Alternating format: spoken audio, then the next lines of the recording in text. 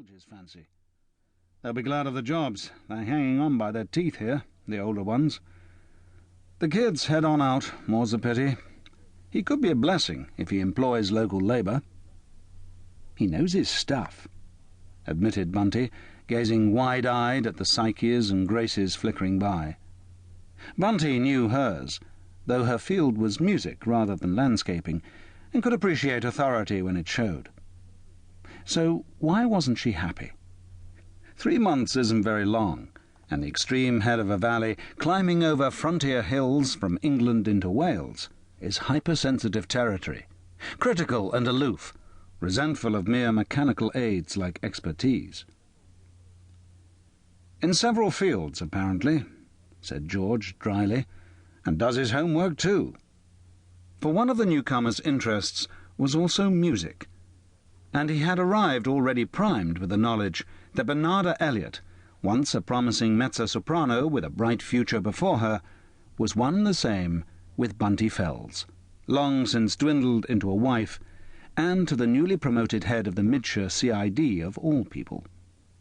The sole reason they had been invited to this housewarming, according to Bunty, was because she had let herself be conned into acting as secretary to the Comerbourne Musical Association, and their host showed every sign of planning a takeover bid for that earnest body, and was recruiting support at every opportunity.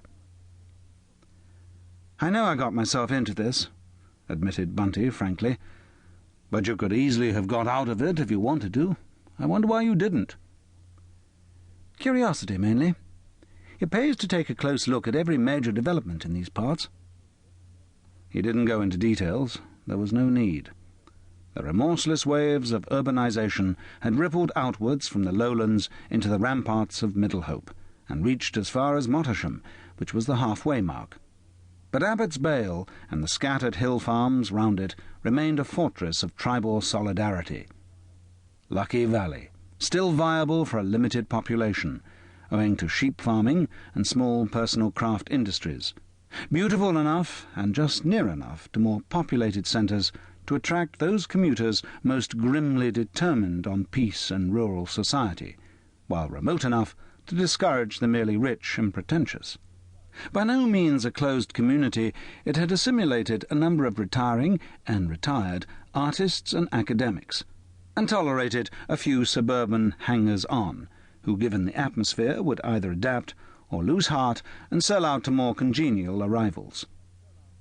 Middlehope was expert in providing the atmosphere, though it condemned no one on sight.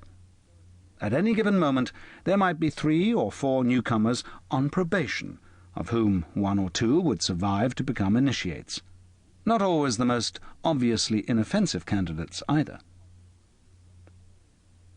"Is he really good?" asked George curiously. "Musically? Yes, very. I don't think he'd waste time on anything at which he couldn't excel. Or stop, short of a takeover, in anything at which he can excel. It's early days yet to judge." They were just turning a curve in the drive, so screened with bushes that the view beyond should spring upon them with instant effect, and there, foursquare and arrogant and large in the afterglow, was the house itself, once the old rectory, now Abbott's Bale House, a great sweep of russet gravel before it, already stippled with the sharp colours of cars, and backed by a rise of 2 terraces, sporting new terracotta vases along their balustrades. "It has got a lord of the manor look about it, hasn't it?" said Bunty dubiously. "He must have unloaded quite a lot of money to get all this done in the time. He's rather committed himself, hasn't he, with a stake like that ploughed into the property?" "Investment. He expects a set-up like this to sell antiques for him more effectively than any town shop, and it probably will." They were approaching the open space under the terraces, where the old, blocked-up portal glared darkly from the centre of the heavily pillared undercroft. "You remember what this place used to be 5 years or so ago?" asked George, as he slid the Volkswagen neatly into line beside Willie Swain's ancient Land Rover. "A special school for delinquents, with abnormally high IQs. One of those gallant experiments we used to float on waves of